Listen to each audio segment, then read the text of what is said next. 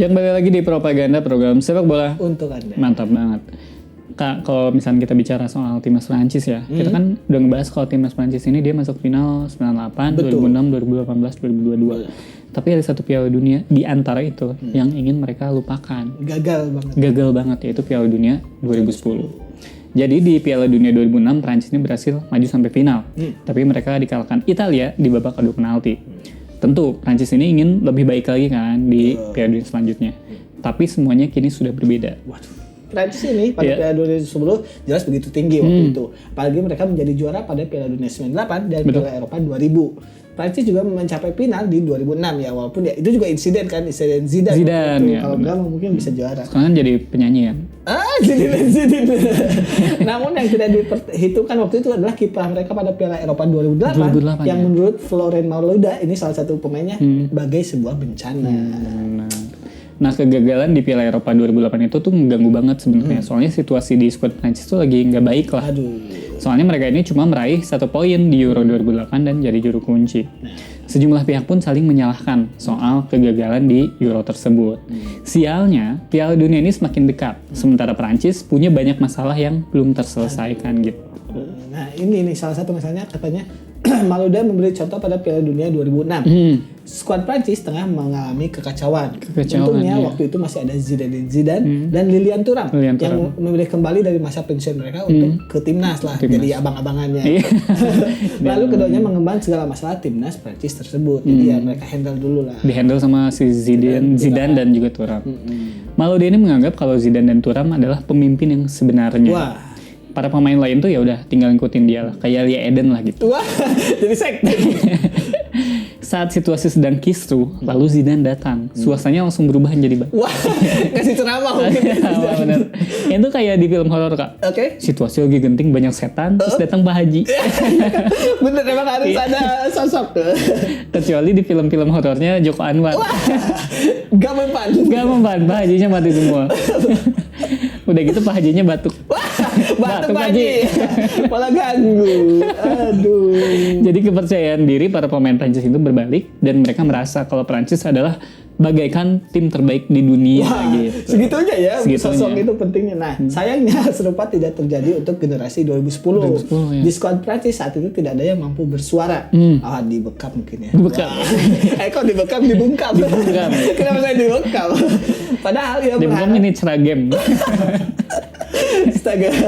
Nah, padahal waktu itu ia berharap pada Patrick Vieira dan Claude Makelele. Iya, Claude Makelele. Sayangnya kedua pemain tersebut gagal masuk ke dalam skuad. Bener, kalau Vieira itu masih ada Raisanya kan. Wah, beda ini Vieira Widya, ini tidak kok Vieiranya ini Kevin. Nah, jadi di Piala Dunia 2010 publik Prancis juga sadar kan dengan kondisi buruk dalam skuad timnas mereka.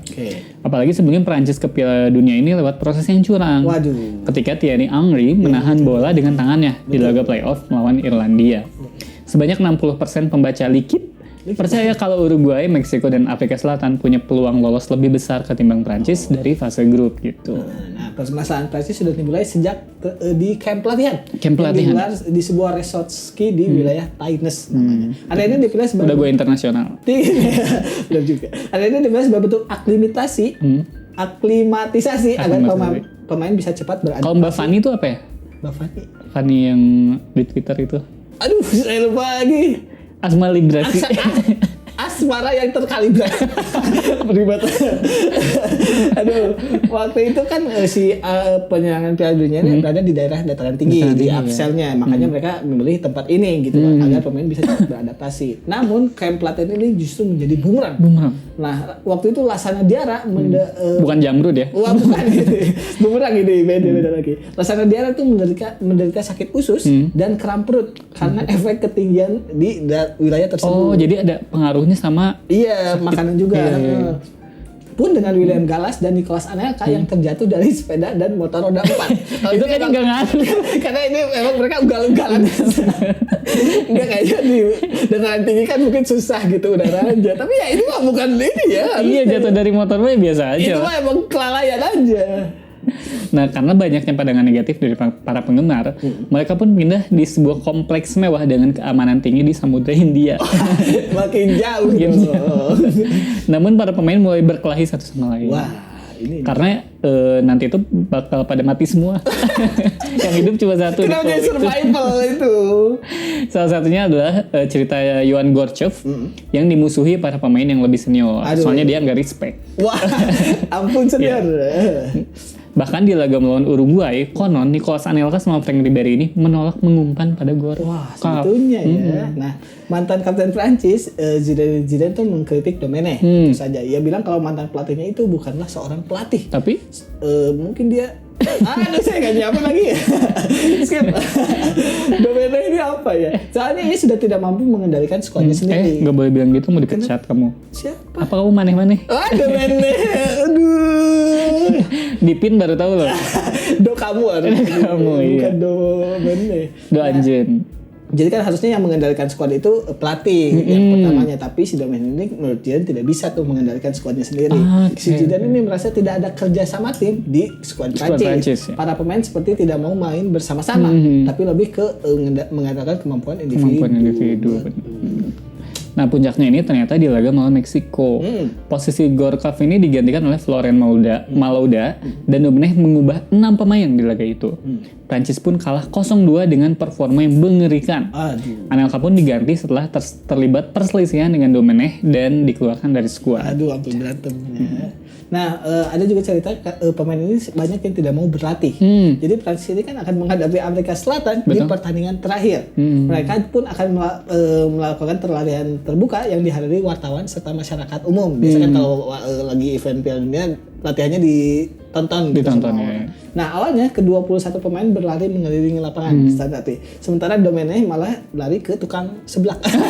Saya ingat di Gasibu tuh semua orang lari tapi ada yang melipir. Ada yang jual seblak. Iya, malah melipir gitu. Saya biasanya beli ini kaset CD metal. 3.000 banyak. Orang mau latihan di lapangan. Nah, si Domenech ini malah berbicara dengan staf kepelatihannya untuk mungkin ya diskusi. Ya. Benar. Nah, terus Patrice Evra pun kemudian terlibat adu mulut, dengan pelatih kebugaran yaitu Robert Duveren gitu. Domenech pun melerai mereka, padahal lagi hangat-hangatnya. Para pemain lalu enggan melanjutkan sesi Lyon.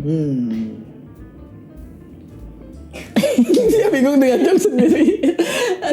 Nah, mereka pun menuju ke bus dan menutup gorden jendela mereka. Domenech kemudian hadir dengan membawa kertas. Isinya adalah pernyataan para pemain yang tidak setuju dengan pengusiran Anelka tanpa bicara dulu dengan mereka. Mereka melakukan petisi gitu ya. Betul. Nah, pemberontakan ini membuat Federasi Sepak Bola Prancis atau FFP bersuara nih. Mereka menyesalkan aksi dari para pemainnya tersebut. Betul. Nah, presidennya waktu itu Jean-Pierre Escalette menjanjikan akan mengevaluasi kinerja Prancis yang memalukan di Piala Dunia 2010 tersebut. Jadi ya pemain juga sebenarnya tidak berhak melakukan hal seperti itu. Pelatih tidak bisa menghandle mereka gitu. Jadi ya sistematis gitu. Sementara itu sejumlah pemain kayak Patrice Evra minta maaf dengan apa yang terjadi.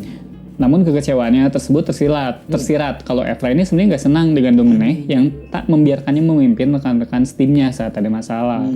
Dan Malouda pun akhirnya minta maaf juga khususnya pada para penggemar gitu kan. Kontrak Domenech ini akhirnya diputus oleh FFP yang presidennya sudah berganti menjadi Noël Le Graët. Nah, itu ia mendapatkan 975.000 euro atas kompensasi kontraknya tersebut.